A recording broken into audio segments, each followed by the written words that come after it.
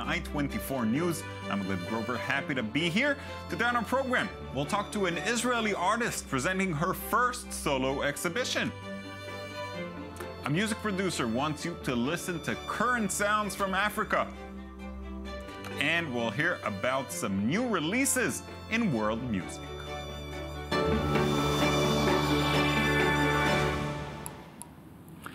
Ofra Ochana is a young Israeli artist whose first solo exhibition titled Leopard is opening this weekend at the P8 Gallery in Tel Aviv. I'm very happy to have her here in the studio. Thanks for coming in, Ofra. Thank you for having me. And congratulations, your first solo exhibition. Thank you. How do you get to a point where you know you're ready for a solo exhibition? Or is it just an opportunity that came along and you jumped on it? Well, I kind of really...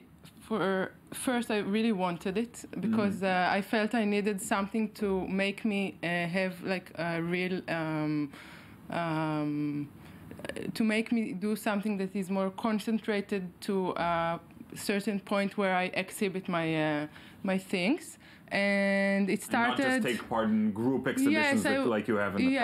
Yeah, right. and I couldn't be concentrated on one subject, for example, or I couldn't make like a big group of paintings that is connected to each other.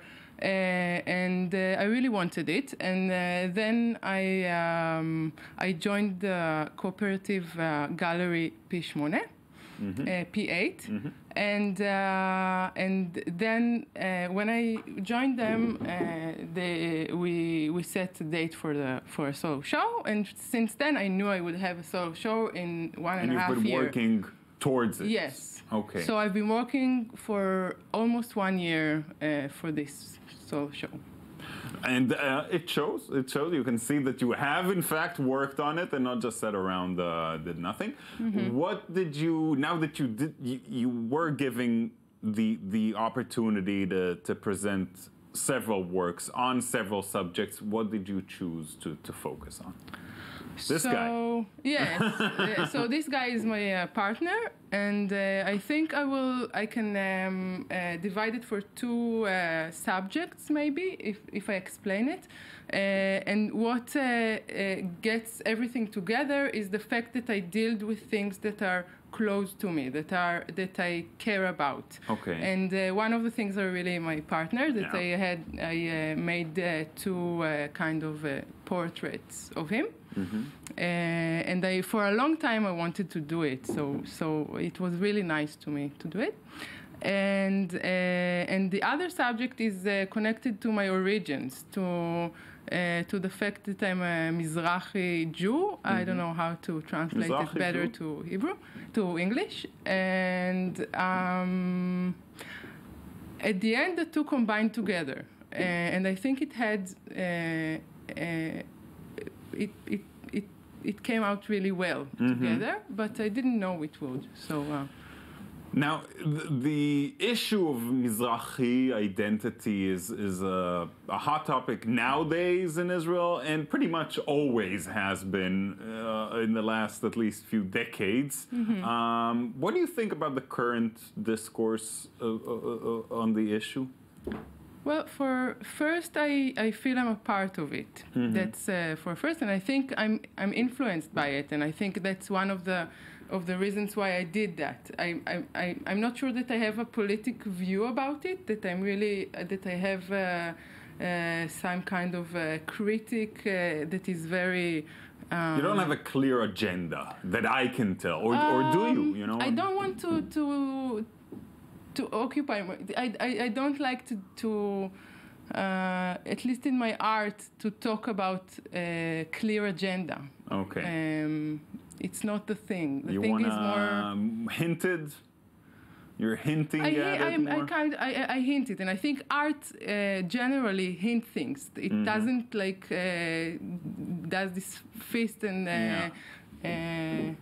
Well, some does, but I guess yes, you. the kind of art I'm doing, and I think also I think that good painting is not a concept. It doesn't have a concept or a clear concept. It more deals with kind of a state of mind, and I had this kind of state of mind that I was in the past 1 year, and I was dealing with few subjects, and that's how it came up. All right, let's talk for a second about the name of the exhibition. You named it Leopard, True. which I guess also maybe relates to what does it relate to? Maybe it's not true that it's leopard, because I would call it in English maybe leopard skin, which is more correct for what I meant in Hebrew. Now, there are a few leopards, actual leopards in the show. But it's not leopards. It's that's what it's cheetahs actually. It's cheetahs. That's not. Oh, yes, it's not the reason why. Okay. It's kind of it connects together, but it's not leopards. And so what does it refer to? I think it's few things. The leopard skin for first I'm not sure about the cultural connection it has in English, but in Hebrew it would be if you wear a leopard skin or a leopard skin shoes, for example, as a woman, it has like a cheap context that a little bit is connected with the Mizrahi Jews, for example, and more groups in Israel. Right. And that's one thing, maybe the context of the cheap thing that, and the other is the fact that it's a pattern, that the skin of the leopard is a pattern, and I'm occupied with patterns in many of the paintings. Well, there's nothing cheap looking about your work. It looks wonderful, and Ofa, once again, thanks for coming in. Thank you very much. Benjamin Lebrave is a French-American producer based in Ghana. He founded his own record label, Akwaba, meaning welcome in the local language, with the goal of helping promote a more urban electronic sound of African music. Lebrave is one of a few Western producers who choose to live and travel around Africa to have a better understanding of the local culture. Daniel Campos has more. Salsa, Afropop, reggae, hip-hop. Welcome to Akwaba Music, a record label based in Ghana. Founded by French-American DJ Benjamin Lebrave with the goal of spreading African music and pop culture around the world. In the same form, it is created without interfering with the musical aesthetics used by local musicians. Whether you love it or hate it, these are the sounds of modern-day Africa. I think technology has a double impact. First of all, it has an impact on music production. With a PC, a sound card, and a couple mics, and a small little area, you can actually record music. That's a huge difference, because music production used to be controlled by a handful of music studios. Akwaba was also the answer to all the existential questions of Lebrave. I feel all my life up until the point I founded Akwaba, I was trying to make sense of my interests and professional aspirations and passions. And it only really all came together once I started Akwaba and then moved to Ghana. From Ghana to Congo, Angola, Togo, and Burkina Faso, among many countries. Akwaba is a record label with no borders, covering a lot of ground in modern-day context. Anywhere you look, you'll find a studio.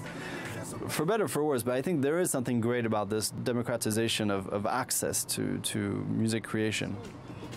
By living in Ghana, Benjamin also hopes to challenge the behavior of the international music industry towards Africa. Why is it still all based in the West? I get it, the markets are there, but the action is here. Why am I the only one, or one of the very few, who decided to move here? It's been 7 years since he moved to Ghana. Each album he has released is an accomplishment that assures us that Akwaba won't relocate to Paris or to the USA anytime soon. Have an impact, live a fun life, and travel a lot. Now to Greece. Turns out an economic crisis can be fertile ground for social media satire. Greece's debts are obviously a problem for the country, but also inspire some pretty good jokes. Shachar Peled brings us a selection. No doubt democracy was born in Greece, and so was tragedy. Both Greek cornerstones have been in the spotlight the past several days, and the web exploded with, well, humor. From the silent, speechless speech to the famous overused bunker scene from Downfall. Der Feind operiert jetzt am nördlichen Stadtrand zwischen Frohnau und Pankow.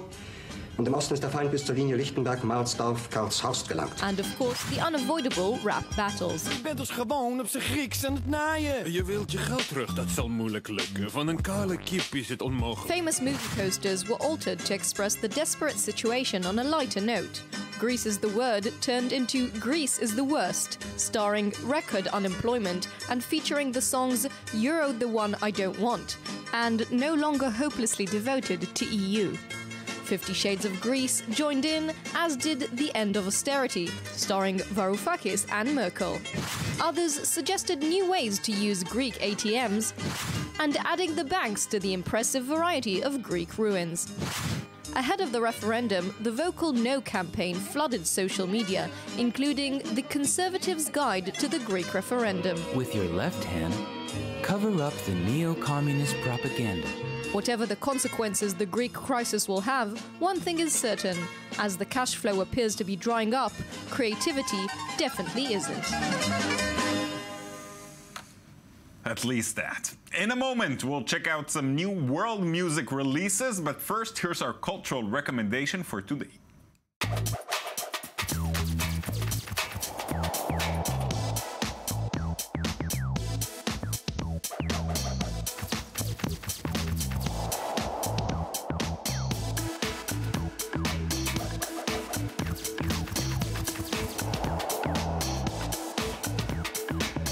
We are all familiar with the name Jackson Pollock, but have you heard of Charles Pollock, the elder brother of Jackson?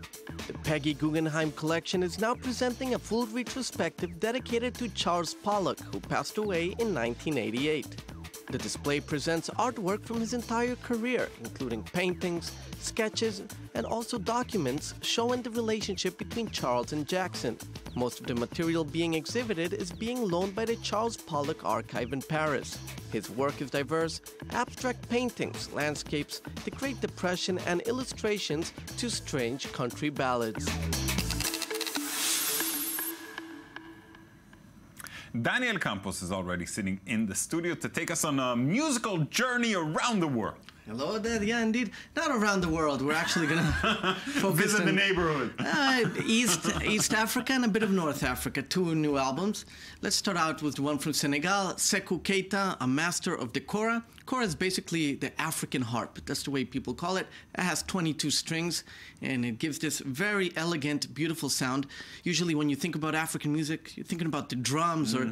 The beat. The beat, exactly. And this is an instrument which has a very classic sound. Perhaps we can have a listen? Let's.